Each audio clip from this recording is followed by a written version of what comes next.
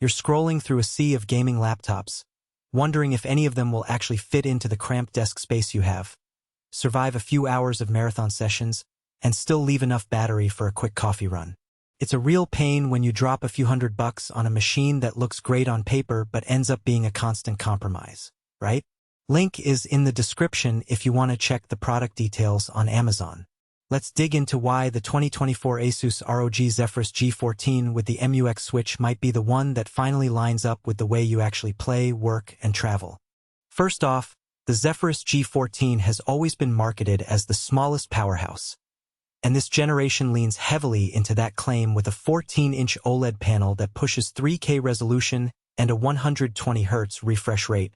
In day-to-day terms, that means you'll see games like Elden Ring or Cyberpunk 2077 with crisp text and vivid colors, and the 0.2 milliseconds response time eliminates most of the ghosting you notice on cheaper IPS screens.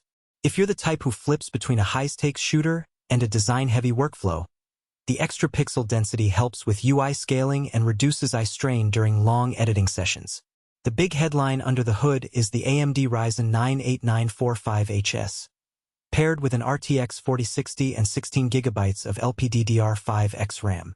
What that translates to on a real desk is the ability to keep a game running at high settings while you have Chrome tabs, Discord, and a music streaming app open in the background without the frame rate wobbling. I ran a couple of tests with Valorant at 1080p Ultra settings while simultaneously rendering a 4K video in Adobe Premiere.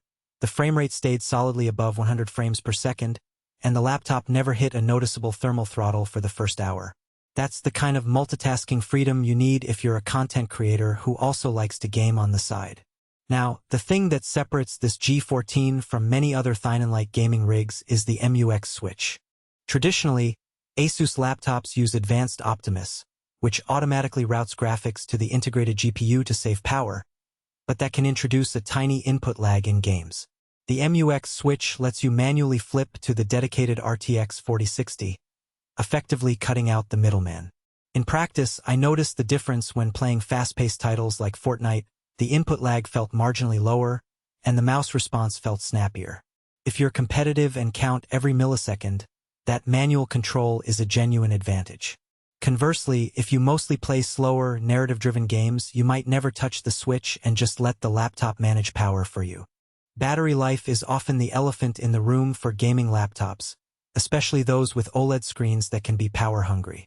On a mixed usage test 1 hour of gaming, then 2 hours of web browsing and video playback, the G14 gave me about 5 hours before the charger was needed.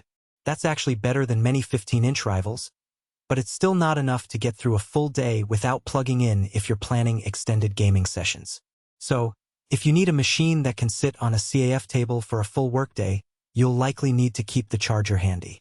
Storage is a 1TB PCIe SSD, which feels generous for most indie games and a few AAA titles, but the internal layout doesn't leave room for a second drive.